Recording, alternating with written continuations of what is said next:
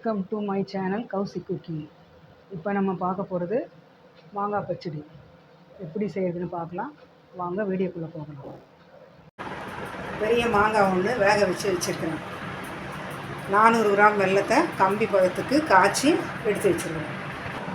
மாங்காயை மசிச்சு வச்சுட்டு இந்த வெல்லத்தை வடிகட்டிட்டு அதில் ஊற்றி வைக்கணும். ஊற்றி வச்சுட்டு தாளிக்கணும்.